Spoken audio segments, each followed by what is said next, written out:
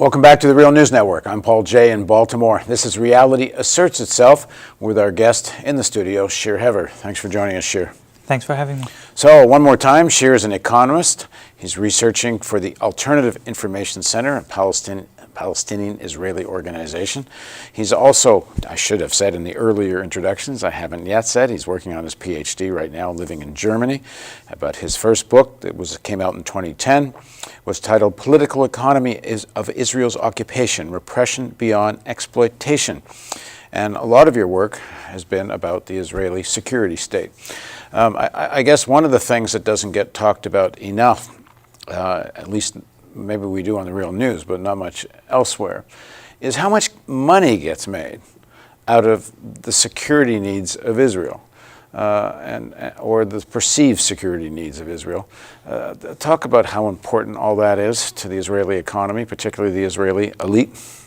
There was a sort of wave shape in the amount of dependency of Israel on the security economy and the military economy. During the Cold War years, especially in the 80s, there was a peak in massive investment in security and exports, and the Israeli industrial force was over 20% working for the military industry, one way or another. Then that collapsed. Especially during the 90s, there was a big shift to different sectors. Many of these big companies underwent a very severe crisis. Why? Because the end of the Cold War meant lower demands. There was now investment in the high-tech industry. There was also a deep social change in Israel with immigrants coming from the former Soviet Union, which started to integrate into different sectors of the Israeli economy, mainly the high-tech sector, which was growing very fast. And so that meant that Israel was demilitarizing in many ways. And there was also this kind of hope that because of the Oslo negotiations, there would be an end of the occupation. So international corporations started to invest in the Israeli economy in the belief or in the hope that it will become less militarized, and then consumer economy would flourish. All that was actually proven to be false. And starting from the year 2000, with the Second Intifada of Palestinians against the Israeli occupation, and even more after September 11, 2001 in the United States, there was a surge of the Israeli military industry again. And it's not the majority of the Israeli economy. It's not the biggest sector in Israel. But nevertheless, there is no country in the world in which security plays such an important role as it is in Israel. Now, before we get into the domestic situation, let's talk about how important security is as an Israeli export, and also the politics, because it's interesting who they export to. Yeah, this is something that Israel always played a very interesting role in the global arms trade, because there were some attempts by the Israeli military companies to compete with the US military companies, which were crushed in the bud very quickly, and that shows exactly the moment in which US support for Israel stops. Whenever an Israeli military company tries to sell something to China, which has some US technology in it, or tries to compete with a US company over producing a fighter plane, for example. That's the end of US-Israeli alliance, that right there. So Israeli companies evolved into targeting themselves as a sort of complementary to the US military industry. The US is the biggest arms exporter in the world, by far. But Israel is the highest per capita arms exporter in the world.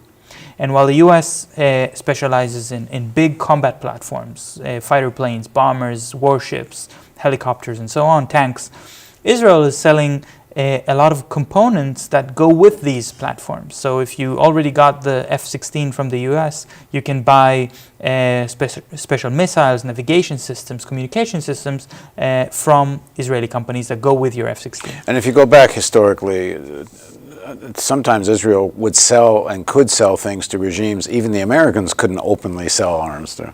Yeah. And whenever you make a sort of comparison of which are the biggest arms export in the world, Israel is not very high. Well, it's high compared to its size, but it's never in the top 5. But when you ask which countries are selling to developing economies or to those tertiary markets, then Israel is quite high on the list.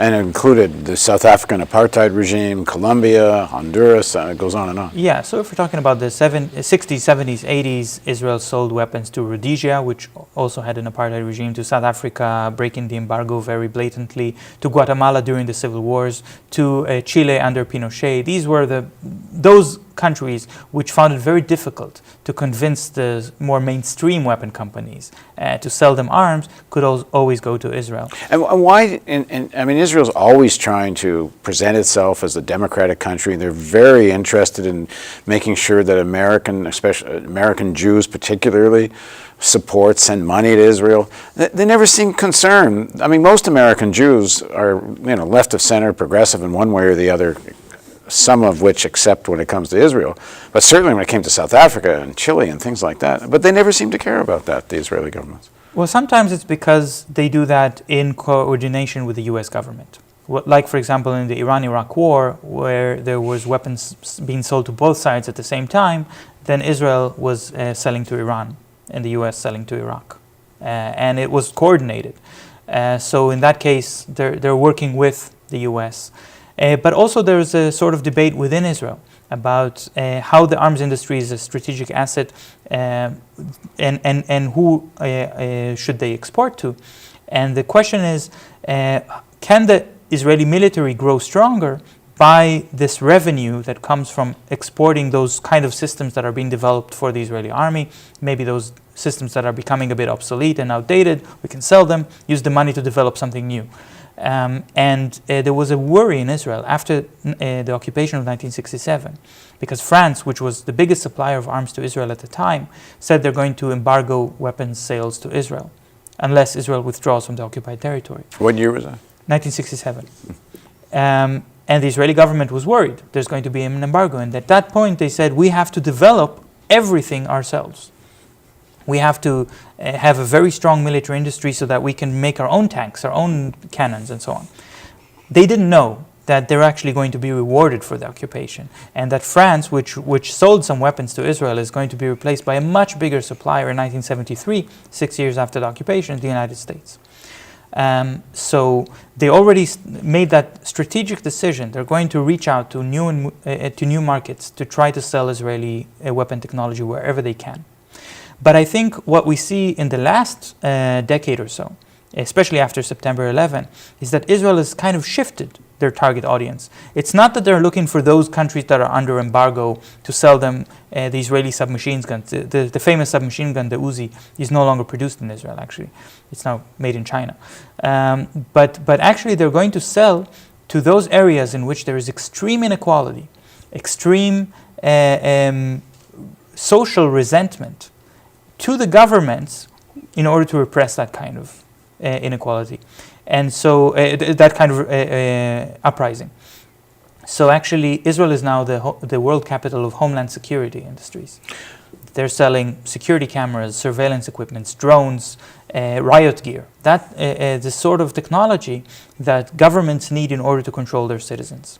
And it comes not just with the actual technology, it comes also with an ideology.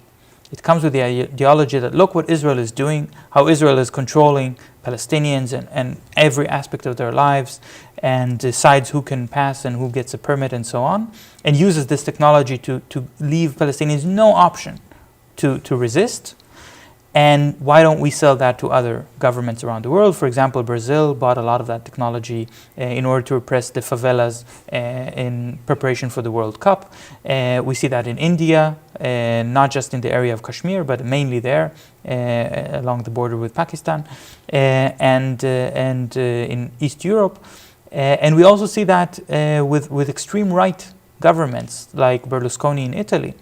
That was worried about asylum seekers coming from Africa and using Israeli drones and Israeli technology to try to block that, but also not just buying the technology, but also buying the legitimacy, saying Israel is a wonderful country. Berlusconi was a big pro-Israeli spokesman, and if Israel is allowed to do it, we can do it too. And part of what the Israeli model for their sales, I guess, says to these regimes is you don't have to be worried about an uprising someday. You can repress people for decades and decades. Just look at us. Yeah, it's a very cynical worldview. It brings to mind 1984 that you can just use brute force to repress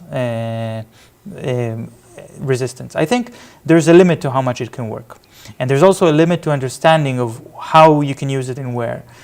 Georgia, now that we're watching what's happening in the Ukraine, it brings to mind what happened in Georgia in 2008, in which a failed Israeli general, Gal Hirsch, who actually did terribly in the war against Lebanon of 2006, formed his own security company, went to Georgia and talked to the government about selling them Israeli equipment. And the Georgian government believed, because of this prestige of the Israeli army, their equipment would be able to stop the Russian army. Now, we know what happened in the end in 2008. They were immediately defeated. So it actually goes to show that the Israeli army has completely lost its preparation and its technologies that were designed to fight other armies. The Israeli army hasn't engaged in a conventional war for 40 years. They're now completely concentrated on fighting civilians and repressing them. And at the cutting edge, you mentioned drones and surveillance equipment. I saw, just as the day we're doing this interview, Netanyahu was in California and made a deal with Jerry Brown to make deals with Silicon Valley, and cybersecurity is one of the things they want to work on. There's a lot of integration or interpenetration between American capital and American security, intelligence, and Silicon Valley with Israel's intellectual capacity, money, and security industry. And they have their political representatives too. Yeah, but I think it's falling apart because the Israeli high-tech industry has grown, like I said, in the 90s very rapidly.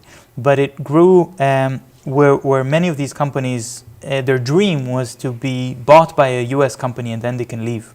A lot of the very talented Israeli high-tech entrepreneurs found themselves, or very, very happily, moving to other countries. And then between 2000 and 2008, there were 8 years, so after the crash of the NASDAQ of 2000, and until 2008, the next economic crisis, the average increase in value of Israeli high-tech companies was 0% over 8 years. During that time, that's because a lot of those companies collapsed and lost everything.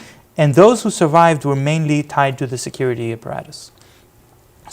And their biggest customer is the Israeli army. Now, one thing you've been working on domestically is the privatization of security in Israel. Yeah. What's that story? That's a big story. Because in the United States, we see privatization of security has already progressed to a very high extreme. Israel actually was on the opposite extreme. Because the army and the police were so integral to the way that the government controlled the population, that the Israeli army was doing things like agriculture, paving roads, opening schools. So you can even maybe call that anti-privatization or socialism. But they're changing very fast. They're moving very fast in the direction of the US, where they're starting to outsource more and more of the functions of the army and the police, and privatizing the big weapons manufacturers. And they're doing that mainly because there is a shortage of person power. They don't have enough soldiers for the checkpoint, so because many Israelis don't want to go to the army, so they're giving that to private security companies. But also because of the pressure of these companies that they want to buy all of these very prestigious factories and companies or security operations that are already known around the world for their ability to act against Palestinians, and then go and sell that to other countries around the world. So they're putting pressure on the government, please sell that to us, or please outsource this to us, so that we can make some profit. Israel is in a kind of internal contradiction, because in the US, it's a neoliberal, hyper-capitalist economy where the government is not taking care of citizens' social needs, and everyone's for themselves. But if you want to go to the army, you're going to get a salary. Israel has adopted the same kind of economic model of no welfare or very little welfare as opposed to what it used to be until 1985. But at the same time, they didn't offer also a salary for the soldiers. So this creates a kind of contradiction. Why would a young Israeli go and serve the state for 3 years in the army when the state is doing nothing for him. But they don't get, you must get paid when you're in the army. No, you get enough money maybe to buy some cigarettes. And not only that, but the basic needs of the soldiers are not covered by the army. So that means on vacation they have to go back to their family homes. The family has to help with laundry, even from buying extra socks and underwear, that sort of thing, which soldiers don't get all of their needs from the army. When a soldier says, my family cannot support me, they will not help me, then the army has no choice but to rent an apartment for them so they'll have somewhere to be on vacation, to give them some extra laundry services and so on. This is exactly what the army doesn't want to do. The army doesn't want to spend money on these things. So this gets outsourced, but when they're outsourcing it, they've got to be spending more money than they would have if they had their own soldiers, but they're having trouble recruiting. That is true, but many of these expenses are then rolled on to the public. And that's why whenever you go to a restaurant or a supermarket, you're not just paying for the products that you buy, you also pay something for security. It gets calculated Which is increasingly going into the pockets of the people that own the private companies. Exactly. Well, not increasingly, only. No, I mean in the sense that more and more, as things get more privatized, it's more than that. Yeah, the more these private security companies dominate every economic transaction. So how, if this is an increasingly big sector of the Israeli economy, I take your point, it's not the dominant sector, but an important sector. The interests of this sector certainly are not to have a peace agreement. How much does that influence politics? Well, it's not easy to show how that influences directly. You don't really see how that lobby works. But you can see that Israel's former prime minister and former minister of defense, Ehud Barak, he has done many political mistakes in the last couple of years. And it seemed that he's not going to be able to get into the government again. So he said, I'm now going to do what I actually like to do best. I'm going to the private sector. And then it becomes apparent that he has many friends who own these security companies. And he can open doors for them, and he can get a lot of money from them. So obviously, these security companies' business model is built on occupation. These are companies that their motto, when they go to arms trade shows and show their equipment, they say, this has already been tested by the Israeli army on actual people. You can only have that because of the occupation. So every new weapon is first sold to the Israeli army, shot at Palestinians, then you can sell it. And they probably have nice little sales videos showing how this all works. Of course, yeah. After this invasion of Gaza that we were talking about, there was a trade show that the Israeli army did where they showed how each and every of these new inventions were used in the attack on Gaza, completely shamelessly. So the attacks become demos. The attacks become demos, and these companies make a profit out of it, and then these companies are hiring senior Israeli officials. I don't think that means that they want to end the peace process or sabotage the peace process. It means they want to continue it forever, because as long as it continues, they can continue these periodic attacks and they can continue the occupation. Yeah, because the peace process is a process of never coming to an agreement about peace. Exactly. Okay, we're going to carry on our discussion. We're going to talk more about what could a model look like that just might be possible someday, sooner, one hopes, than later, that would accommodate the aspirations of Jews, Arabs, and other people living in Palestine and in Israel. Please join us for the next segment of our interview with Shir Hever on the Real News Network.